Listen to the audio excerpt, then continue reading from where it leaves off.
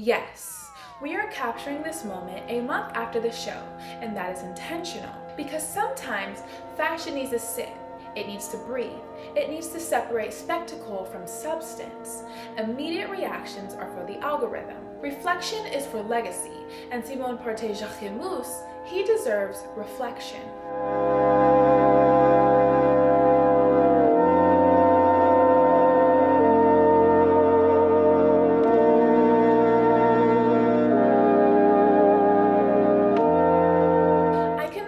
I am saying this, but we have never done a deep dive on Simone, which is almost disrespectful, because whether you personally like his work or not, Porte Jacquemus is one of the most revolutionary independent designers of our generation, and I don't use that word lightly. He did not inherit a house, he did not take over a conglomerate-backed archive, he built his own mythology at 19, self-taught, post-tragedy, under his mother's maiden name. That matters. Before we talk Les Palmier, let's talk Simone. Simone moved to Paris at 18, briefly attended fashion school, dropped out, launched his label in 2009 after losing his mother, worked at Comme des Garçons store to finance his own collections, with the quiet blessings of Rue Quabuduo and Adrienne Jaffe. That alone tells you something. From the beginning, his work lived between commercial and conceptual. Something not many people can do. Breton stripes, twisted, French archetypes, destabilized. Oversized, stiff silhouettes, topless models. He staged his first show as a fake protest outside Dior. He understood visibility before most designers understood Instagram. And yet, he never sold out. Today, the brand reportedly generates over 200 million euros annually. Independent.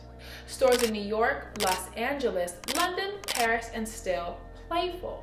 To this date, he's one of my favorite living designers because he creates for himself first, not the masses, and that is rare. January 25th, 2026, Le Musée National Picasso. The first time he showed there was 2017, when he was still the young disruptor. 8 years later, he returns not as a hopeful, but as an institution. The 17th century mansion becomes a private fantasy party, a beautiful house filled with women at the limit of costume. That phrasing matters, because Le Palmier walks the line between satire and couture discipline. The collection is inspired by his daughter's palm tree ponytail. Think about that. A child's hairstyle becomes a structural thesis. That is Simone. The Palmier, exaggerated, vertical, playful, becomes metaphor. The woman is poised, sculptural, ready to steal the show from the icons of his childhood. This is nostalgia filtered through precision. This collection fusses 1950s couture geometry, 1990s sensual minimalism, 1980s French cinematic satire, but it doesn't imitate, it mutates. Rounded shoulders, tulip waist, bias cut skirts that choreograph movement, skirts cling, then erupt past the knees and ruffles, almost violent in release. There is something very controlled about it, almost surgical. Geometric motifs, circle castillon-shaped collars, fish-shaped structural seams give the body architecture. Even the polka dots are manipulated into curved, gross-grained ribbons and confetti-like interruption.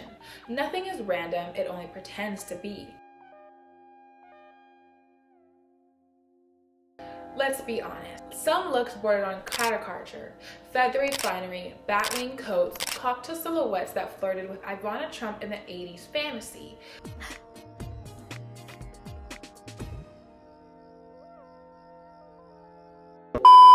But here's the nuisance. Simone has always existed in the space between sincerity and satire. Is he mocking excess or celebrating it? The answer is both. The one shoulder finale dress referencing Helmut Newton, model covering her bare chest with a wine glass. It is self-aware spectacle. He knows the image will circulate. He understands the theater, but beneath that, the pencil skirts, the broad-like tops, the draped jersey dance dresses, that is where he's strongest. That's where the brand breathes. Men's ready-to-wear now equals women in revenue. That is not a side note, That is strategic evolution. The tuxedos were playful but controlled. Patchwork leather overcoats, structured tailoring with nonchalance. Even when suit looked like Play-Doh, it still had intention. Simone understands proportion instinctively.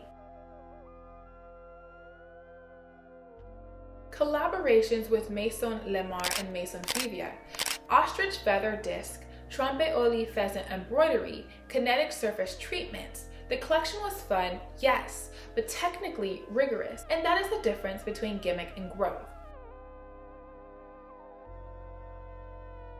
Les Valeries returns, a nod to the Les Bombes 2017. East-West evening clutches, recolor Le Chiquito. Simone always references himself. He builds his own archive.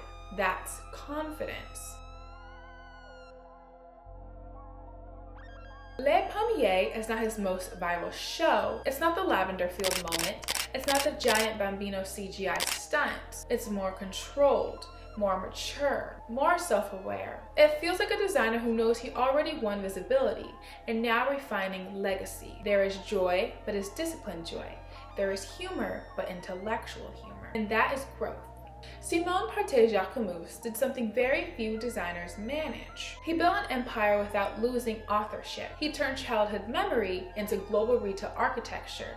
He made Instagram a runway before others caught up.